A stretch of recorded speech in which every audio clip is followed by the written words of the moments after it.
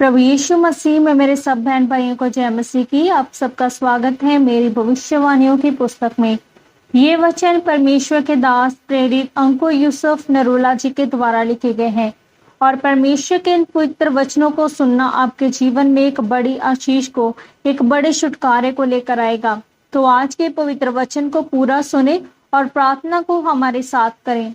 आज का वचन, सिर्फ अगुवे के पीछे चलें। जैसा कि परमेश्वर के पवित्र वचन पहला शमूएल 3 अध्याय उसके 6 वचन में लिखा है, तब यहोवा ने फिर पुकार के कहा, हे शमूएल।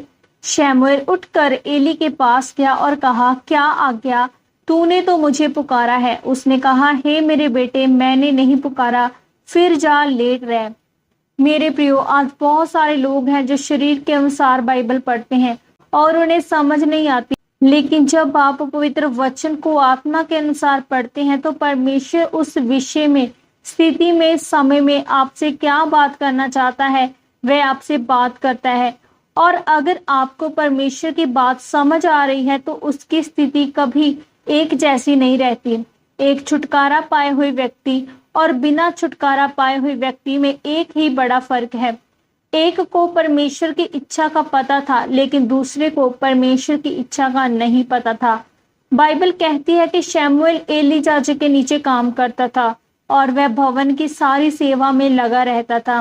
फिर एक दिन यहोवा परमेश्वर ने शमूएल को पुकारा, हे शमूएल, हे शमूएल कहकर।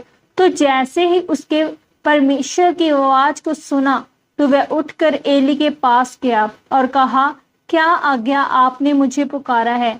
एली ने उससे कहा कि मैंने तुम्हें नहीं पुकारा। वह फिर जाकर लेट गया तो उसे फिर यही आवाज आती है, हे शमूएल, हे शमूएल।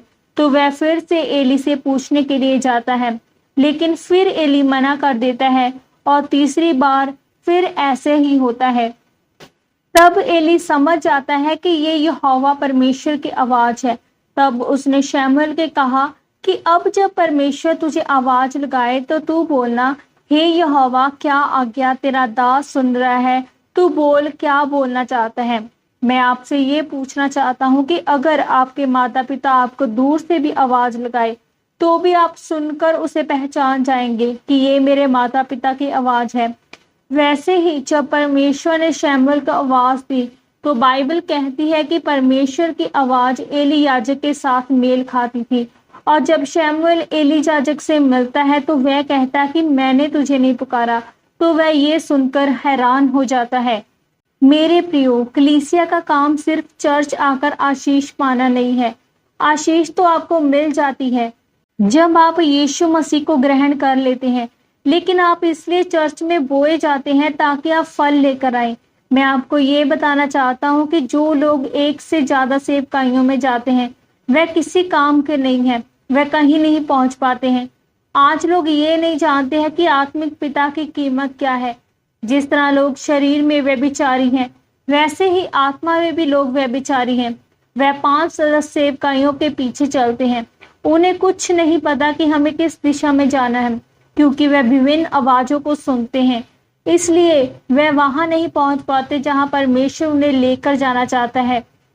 जब शमूएल को पता चल गया कि उसके दास एली के रूप में ये यहोवा परमेश्वर की आवाज है, तब एली ने शमूएल को समझाया। तब परमेश्वर ने शमूएल से इजराइल की घटनाओं के विषय में बात की और वह उस आवाज को सुनकर सेवकाई कर पाया।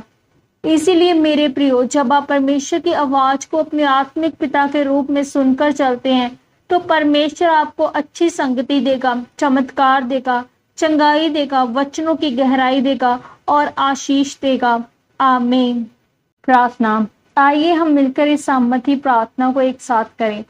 सर्वशक्तिमान परमेश्वर, इस वचन के लिए मैं आपका धन्यवाद करती हूँ और प्रार्थना करती हूँ कि परमेश्वर, मैं आपकी आवाज को सुनकर चलूं और अपनी बुलाहट को पूरा कर सकूं। प्रभु यीशु मसीह के सामर्थी नाम में आमीन, आमीन और आमीन। आज के इस पवित्र वचन के द्वारा परमेश्वर आप सबको आशीषित करे। सबको जय मसीह की।